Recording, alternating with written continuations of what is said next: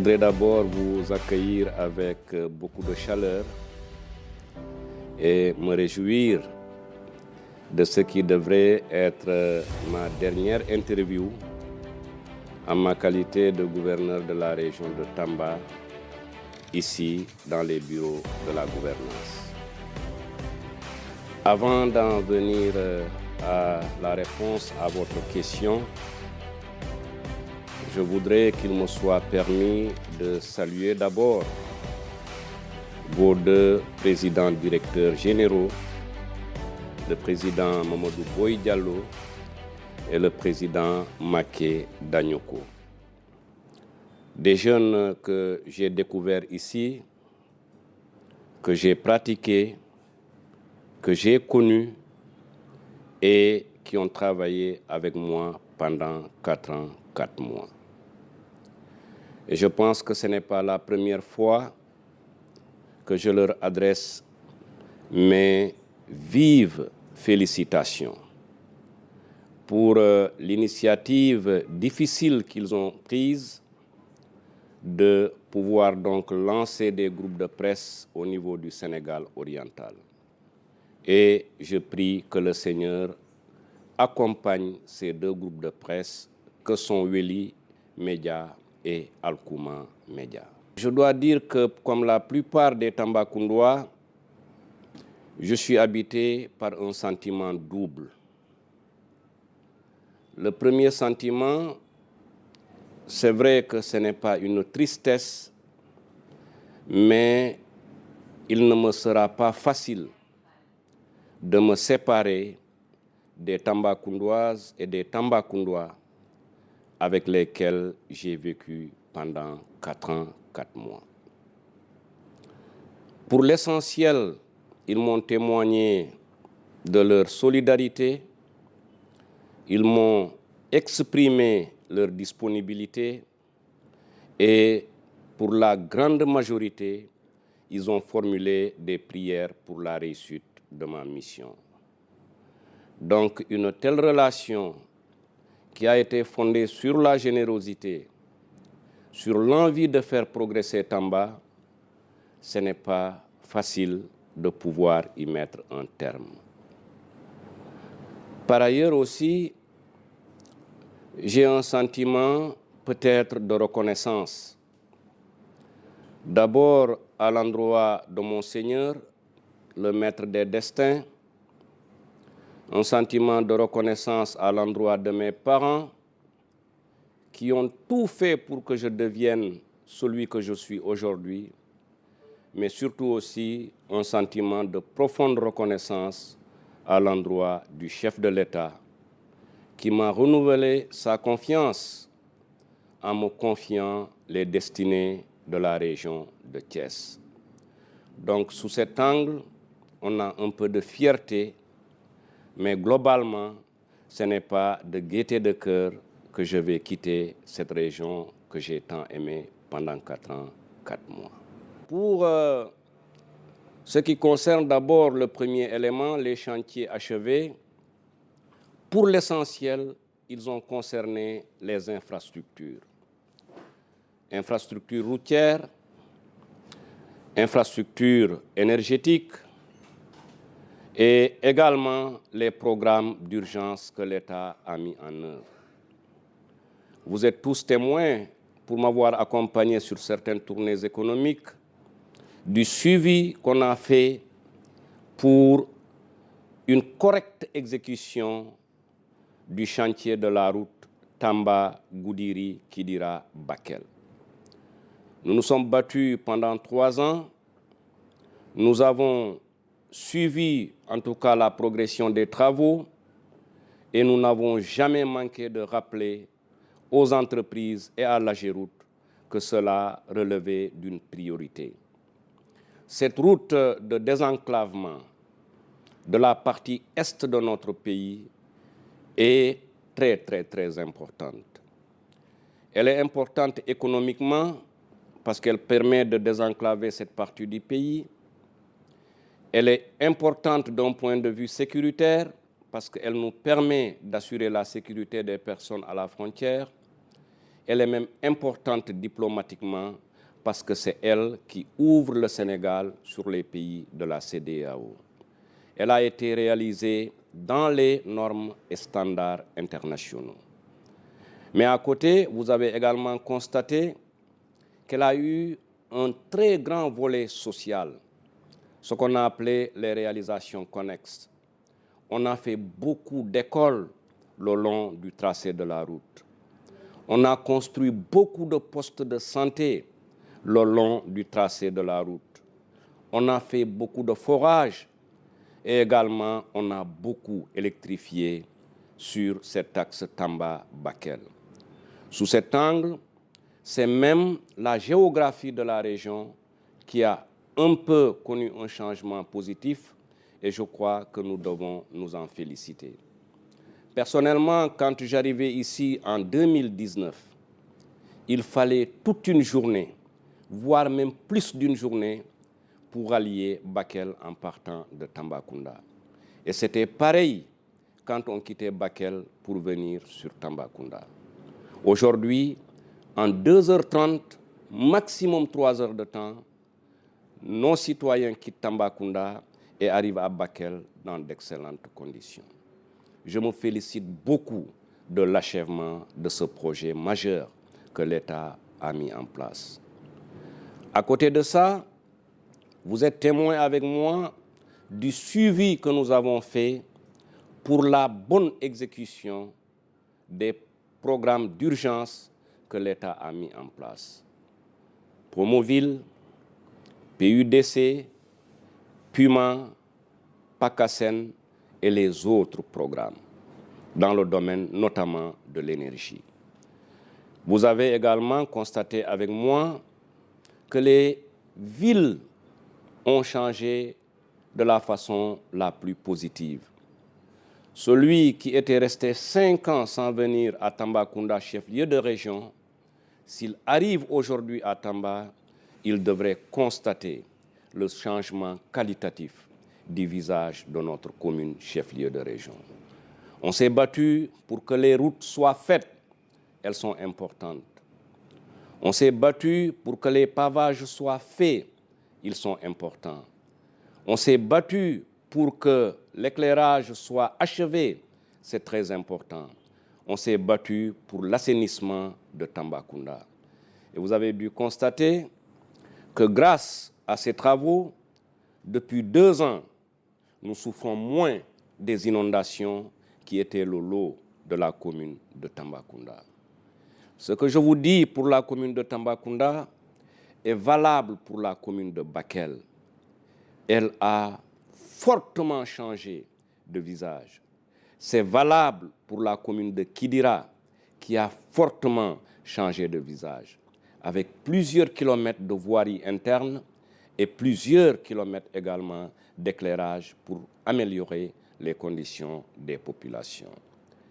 De ce point de vue, je voudrais m'en féliciter et peut-être profiter de cette interview, demander pardon aux coordonnateurs et directeurs généraux qui conduisent ces programmes.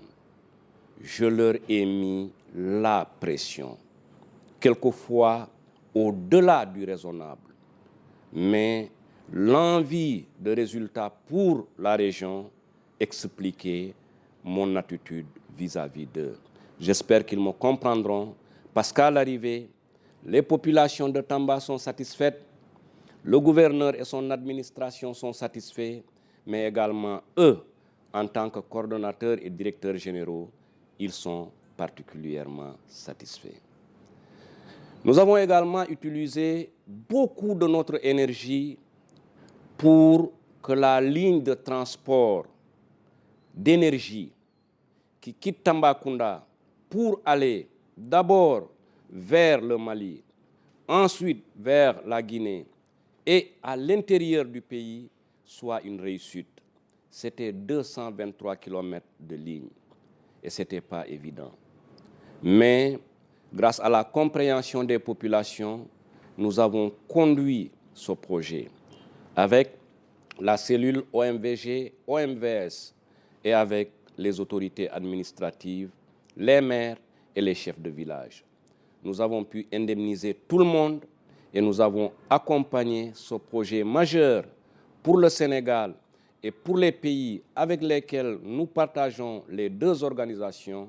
Nous avons essayé de faire le travail et aujourd'hui, la région de Tambacounda est un hub énergétique du point de vue de la réalisation de cette ligne. Il y a un deuxième point qui est toujours relatif à cette question, les projets en cours. Il y en a beaucoup. Nous nous sommes battus et aujourd'hui, nous pouvons dire que la région est au-devant de grands enjeux. Et c'est pour cette raison que je souhaite plein d'énergie, plein de succès au gouverneur Diouf qui va me remplacer. Parce que d'abord, il y a le programme de construction de l'Université du Sénégal oriental. Le dossier est très avancé. Le site est déjà existant depuis longtemps. Il a été sécurisé. Ensuite, j'ai travaillé de manière permanente avec les différents ministres de l'enseignement supérieur pour que les plans puissent être prêts dans les meilleurs délais. Et mes derniers contacts avec monsieur le ministre de l'Enseignement supérieur sont très rassurants pour l'achèvement de ce travail de conception. Nous nous félicitons aussi de la nomination déjà du coordonnateur de l'université, qui est un fils de Tambacounda. Je rappelle, et comme je l'ai déjà dit, même à la plus haute autorité et à l'ensemble des membres du gouvernement, que la réalisation de cette université du Sénégal oriental est une demande sociale pour les populations. Au moment de partir, je ne peux que souhaiter son démarrage le plus imminent, sa réalisation la plus rapide et la livraison des chantiers dans des délais qui sont très acceptables. Nous avons également un deuxième projet qui, en tout cas, retient notre attention. C'est la relance du chemin de fer. Sur instruction de la plus haute autorité et en rapport avec le ministre des Infrastructures, nous avons fait beaucoup de travail et beaucoup d'avancées. Je sais que vous vous souvenez du CRD que nous avons organisé ici et où j'ai fait venir la Direction générale des chemins de fer du Sénégal. Et en constatant aussi, vous voyez l'évolution du chantier.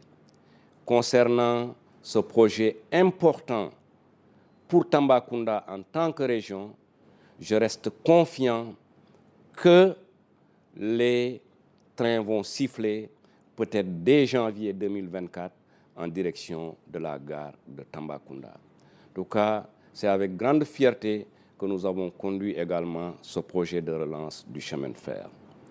Nous avons le projet de l'hôpital régional niveau 3, accordé par son Excellence, Monsieur le Président de la République. Nous avons déjà beaucoup travaillé avec le ministère de la Santé. Les services du ministère de la Santé et les services techniques régionaux ont fait le nécessaire. Ce qui nous était demandé en tout cas, identifier un site, le sécuriser et ensuite envoyer la documentation au service du ministère, ça a déjà été fait.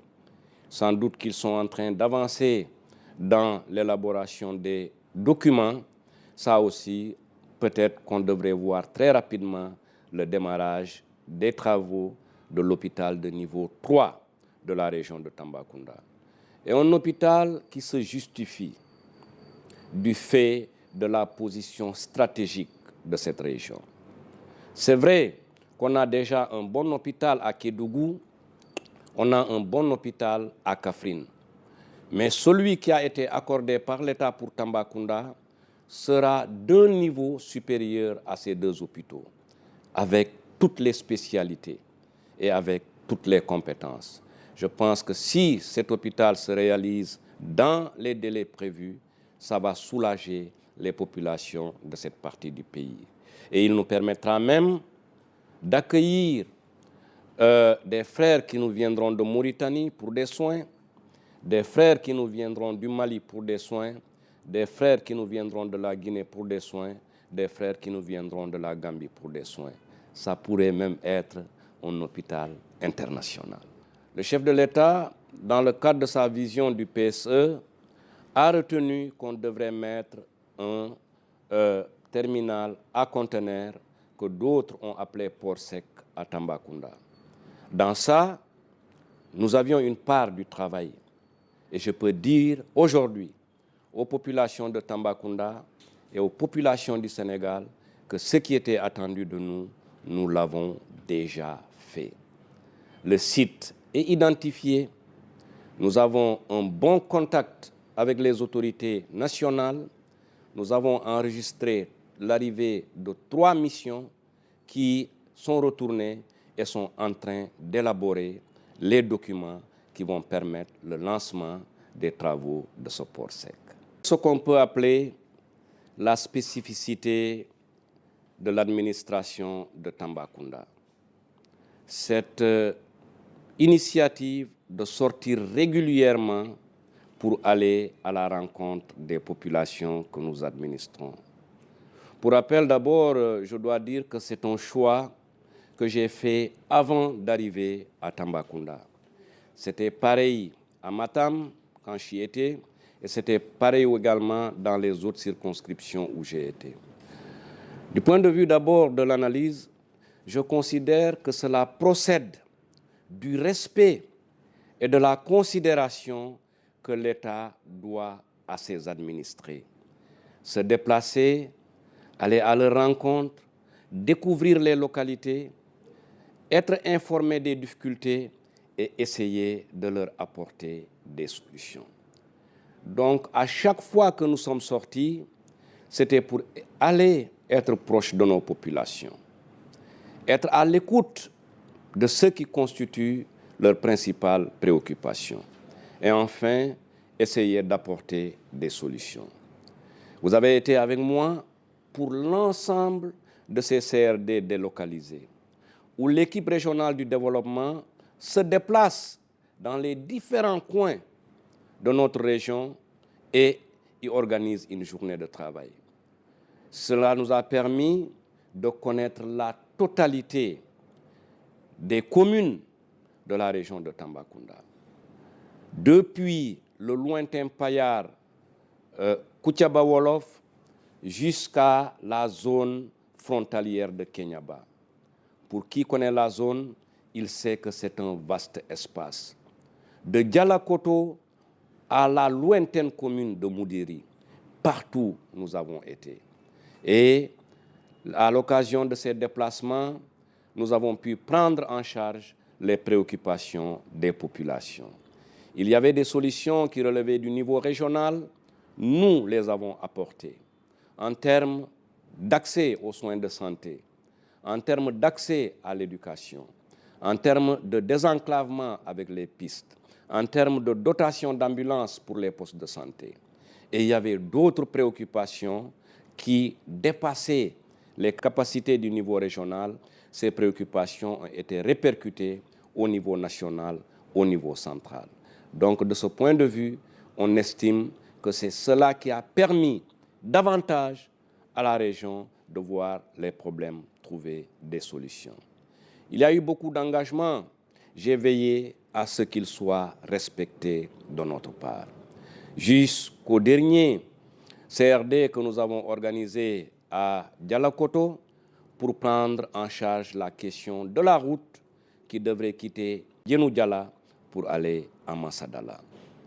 Je suis heureux d'y revenir parce que c'est pratiquement une de mes dernières sorties en termes de tournée économique au profit des populations. C'est une question aussi que nous avons adressée avec lucidité. Mon ambition était que la totalité de la route soit bitumée aux normes internationales. Ensuite, les populations aussi ont suivi ce que j'avais demandé le bitumage de la route. Mais nous sommes des commis de l'État, nous sommes des responsables. Au retour, nous avons fait travailler les services, notamment l'AGEROUTE et les 2 entreprises. Le bitumage de cette route aux normes internationales va coûter 7 milliards de francs. De manière objective, les entreprises m'ont dit que si c'est aux normes internationales, ce sera très difficile qu'elles puissent le faire. Ça peut même déstabiliser un peu leur équilibre financier. Par contre, elles sont restées très ouvertes à l'exigence du gouverneur et à la demande des populations.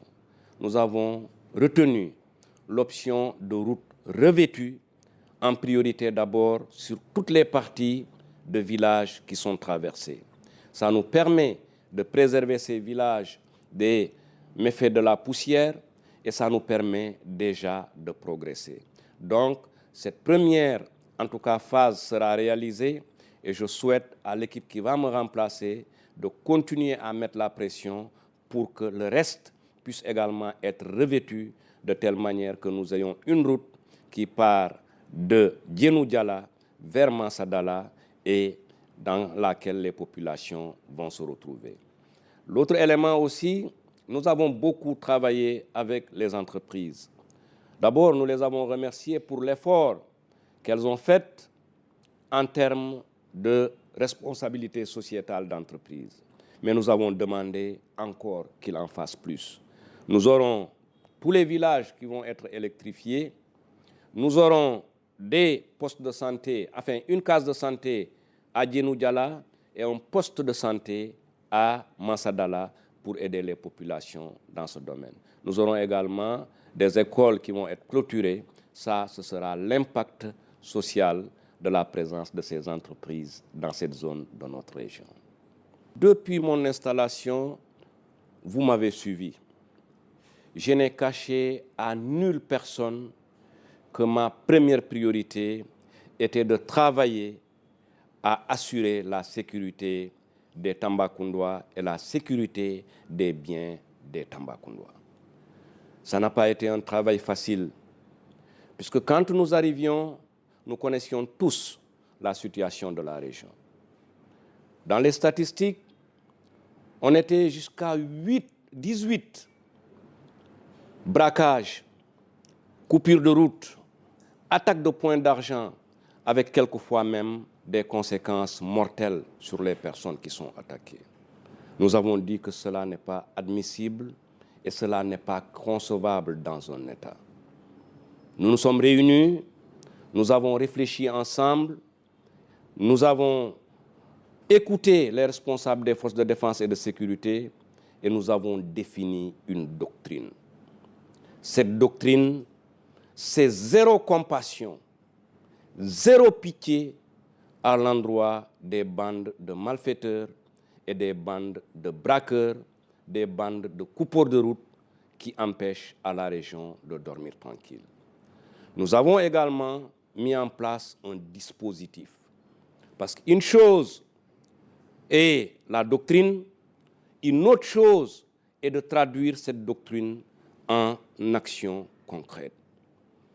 Avec nos forces de défense et de sécurité, l'armée avec la zone militaire numéro 4, la gendarmerie avec la Légion Est, la police avec le groupement mobile d'intervention et les éléments de la sécurité publique, plus la communauté du renseignement, nous nous sommes mis au travail. Et nous avons fait reculer d'abord le phénomène pour la première année. Nous l'avons anéanti la deuxième et troisième année. Et aujourd'hui, je pense quand même ne pas être contredit quand je dis que jusqu'au moment où nous parlons, on se déplace comme on veut d'un coin A de la région vers un coin B de la région. Rien aujourd'hui n'empêche aux Tambacoundois de quitter à 2 heures du matin Tambacounda et d'aller vers Bakel pour y arriver à 5 heures du matin sans aucun risque d'être attaqué sur cette route. Vous savez, un État qui a ses appareils répressifs d'État, que sont la police, la gendarmerie et l'armée, s'il s'engage, il peut assurer la sécurité des populations. Et Tambacounda aura été véritablement un exemple de ce point de vue. Avant de terminer sur cette question, c'est un rappel et tout le monde pourra le confirmer. Ces dernières années, depuis 2021, par moments, notre pays a connu des perturbations sécuritaires. Partout, toutes les régions, sauf la région de Tambacounda. Aucun décès ici suite à des manifestations. Aucun blessé ici suite à des manifestations. Aucun bâtiment public dégradé suite à des manifestations. Aucun bien privé détruit ici, endommagé suite à des manifestations. Et c'est pour cela, souvent au sortir de ces périodes difficiles, quand le ministère envoyait des fiches pour demander qu'on fasse les statistiques, sur toutes les lignes, on notait RAS ou néant. Ça, nous rendons grâce à Dieu, mais c'est aussi l'occasion de féliciter l'ensemble de mes collaborateurs du service de sécurité. À chaque fois qu'il a fallu anticiper, nous avons réussi à le faire. Et à chaque fois qu'il a fallu intervenir, nous avons aussi réussi à le faire avec intelligence et avec souplesse. C'est vrai, je vais quitter peut-être dans une semaine, 10 jours. Je ne serai plus gouverneur de Tambacounda. Mais je confirme que l'avenir du Sénégal va se lever à l'est. Autrement dit, la région de Tambacounda, avec son potentiel, si cette dynamique est maintenue, dynamique d'abord depuis le niveau national, et c'est l'occasion, de manière très honnête, de rendre un hommage au chef de l'État. Et je suis bien placé pour le faire. Et qui me connaît sait que je ne parle pas pour plaire à une personne, qui qu'elle puisse être. Mais je dois témoigner qu'il a accordé une attention particulière à Tambacounda. Et du point de vue du renforcement de notre sécurité et du point de vue des programmes de développement. Donc, si cette dynamique est maintenue, et je crois qu'elle sera maintenue, parce que je connais celui qui vient me remplacer, je sais aussi que je laisse ici une équipe de développement rodée. La région de Tambacounda va aller de plus en plus haut en matière de développement.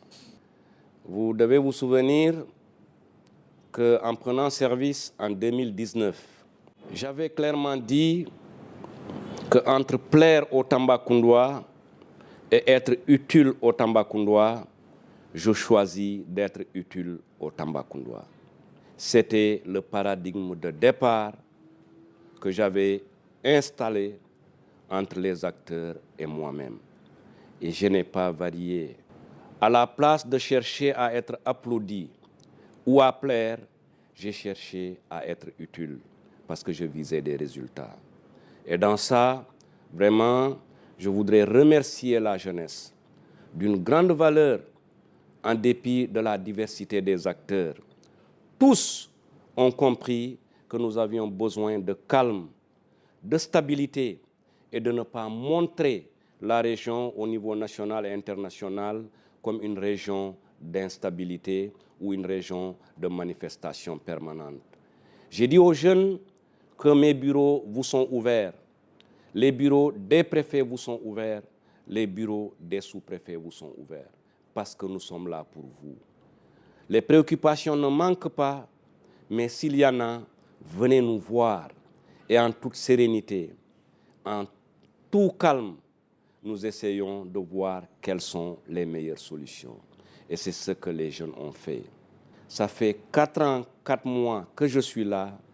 Il n'y a pas eu une seule manifestation de vélo-taxi Jakarta ou de jeunes qui disent que l'administration ne leur prête pas une oreille attentive. Et à chaque fois, nous nous sommes battus pour voir les conditions qui pourraient mettre la jeunesse plus à l'aise en termes de formation, en termes d'orientation et en termes de recherche d'emploi. C'est pareil pour les femmes, entité dans laquelle j'ai des mamans, j'ai des sœurs, j'ai des amis et j'ai des filles. Je ne peux qu'être reconnaissante à ces femmes. Nous nous sommes mis ensemble, nous avons travaillé et beaucoup de leurs conditions se sont améliorées. Et vous voyez la maison de la femme qui est achevée, qui va leur permettre en tout cas d'avoir un endroit où elles peuvent se retrouver. Nous avons également accompagné beaucoup de groupements. Je ne veux pas faire de jaloux, mais des groupements comme Badenia Kafou, nous les avons accompagnés. Des groupements comme Naforé de Madame Adiaba, nous les avons accompagnés. Et ça a été la même dynamique avec la présidente du comité consultatif des femmes et l'ensemble des responsables régionaux tels que ma maman Djenaba Sidibé avec le secteur de l'élevage, ma maman Rabi Sissé avec les GPF. De manière générale, je pense que c'est avec elle d'ailleurs que j'aurai plus de mal à me séparer, tellement les femmes de Tambacounda m'ont témoigné de leur disponibilité et de leur accompagnement. Surnom qui est parti de Tambacounda, ça rappelle des souvenirs de 2021. Nous avions été, donc voilà, attaqués, entre guillemets, un peu par la pandémie. Nous avions estimé qu'il fallait réagir. Une chose est d'avoir des idées, une chose est d'arrêter des décisions, une autre chose est d'exécuter ces décisions. Quand nous avons réfléchi en comité de sécurité, dans l'urgence ici, ouvert aux services de santé, nous avions retenu d'apporter la réponse qu'il fallait pour que Tamba ne s'écroule pas. Vous êtes consciente avec moi que Tamba est un verrou pour le reste du Sénégal, dans tous les domaines. Dans le domaine sécuritaire, Tamba est un verrou. Dans le domaine des épidémies, des pandémies, Tamba est également un verrou. Il fallait se battre d'abord pour Tambacounda et ensuite se battre pour le Sénégal. Les mesures qui ont été prises n'étaient pas faciles. Et jusqu'à ma dernière sortie récemment à Bala dans le Goudiri, les gens y revenaient. Gouverneur, quand cette décision a été prise de nous confiner, nous n'étions pas contents. Parce qu'on nous empêchait de nous déplacer. Mais avec les résultats, nous avons su que vous le faisiez pour nous, pour Tambacounda et pour le Sénégal. Nous vous en remercions et nous prions pour vous. Nous avons travaillé. Nous n'avons laissé aucune marge de manœuvre à ceux qui pouvaient mettre en péril les populations de cette région. De nuit comme de jour, et croyez-moi, nous n'avons pas dormi. Personnellement, je n'ai pas dormi. Parce qu'il fallait veiller à ce que les mesures arrêtées soient traduites en actions concrètes. Peut-être que c'est avec cet engagement que les gens ont dû remarquer et que certains, peut-être adeptes des films, ont pensé que ce que le gouverneur faisait était un peu proche de ce que cet acteur représentait et ils ont décidé de me donner son nom. Je m'en félicite parce qu'après, je n'avais pas trop de vues sur ça en tête, mais quand j'ai vu comment cet acteur aussi était engagé, était patriote, je me dis que ce n'est pas un mauvais surnom.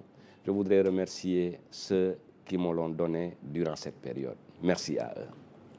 Avant d'ailleurs ce Sargal qui est prévu, si tout va bien, d'après ce qu'ils m'ont dit, le samedi 21 octobre, je voudrais d'abord remercier hier le mouvement sportif de la région et plus particulièrement la Ligue régionale de randonnée pédestre de Tambacounda. L'initiative de cette randonnée pour rendre un hommage à leur gouverneur en partance, mais aller droit au cœur. Ça fait 24 ans que je suis dans ce métier, ce n'est pas courant. Moi en tout cas, personnellement, on ne l'a jamais fait pour moi là où je suis passé. On m'en a fait d'autres choses quand je partais de Thiès comme préfet. On a fait beaucoup de choses quand je partais de Matam pour venir à Tambacounda comme gouverneur. Mais cette initiative d'une randonnée qui traverse toutes les artères de la ville de Tambacounda pour rendre hommage à un gouverneur partant, véritablement, ça m'est allé droit au cœur. Je les ai remerciés en mon nom personnel, au nom de ma famille et au nom de l'ensemble de mes proches. Et j'ai souhaité plein succès au mouvement sportif de Tambacounda. Pour le 21, c'est la générosité de mes collaborateurs. Ils ont retenu cette initiative et je dois vous avouer que d'ailleurs ce n'est que hier, de manière officielle, que mon adjointe m'en a parlé. Ils l'ont préparé. Chacun avec ce qu'il a dans le cœur, peut-être pour dire merci au gouverneur, pour prier pour le gouverneur en partance. Je leur suis entièrement reconnaissant. Et je voudrais leur dire toute ma satisfaction, toute ma considération. Prier pour eux, pour leur succès professionnel et pour la réussite de leur famille et de leurs enfants. Je resterai indéfiniment lié à mes collaborateurs avec qui j'ai travaillé pendant 4 ans. Je les remercie du fond du cœur. Pour le mot de la fin à l'endroit des populations de Tamba, je leur dis au revoir, mais je ne leur dis pas adieu. Je le dis et c'est sincère, pour ceux qui sont proches de moi, ils savent, Tamba fera éternellement partie du reste de mon existence. J'ai passé 4 ans, 4 mois ici de travail, de sacerdoce, peut-être même de missions difficiles. Mais à chaque fois que je revenais de ces missions, j'étais satisfait parce que j'ai fait la connaissance de personnes âgées, de mon âge ou plus jeunes, qui étaient des personnes très charmantes. On ne m'a jamais montré qu'on ne m'aimait pas à Tambacounda. Peut-être la seule erreur que j'ai commise, c'est de n'avoir pas cherché une parcelle ici et de construire une maison à mon nom qui serait une maison à Tambacounda. Mais je crois que ce n'est pas trop tard. Comme l'idée m'est venue, je vais soumettre ça au bon Dieu. Si je peux, je construirai ici. Les Tambacoundois peuvent compter qu'ils ont un ami, un proche, un commis de l'État partout où je serai au Sénégal. Je les recevrai quand ils viendront à Thiès ou quand je les rencontrerai quelque part. Et moi-même, je reviendrai autant que possible dans cette région que j'ai appris à aimer. Et je reviendrai même dans de meilleures conditions, n'étant pas revêtu de la tenue de gouverneur, comme un citoyen ordinaire tout court, qui va aller rendre visite à ses proches, qui va aller saluer les marabouts qui nous ont accompagnés, qui va aller à la rencontre des jeunes, voir ce qu'ils peuvent faire avec eux, qui va également aller saluer les responsables femmes que j'ai connues ici. Je n'oublierai pas la région de Tambacounda.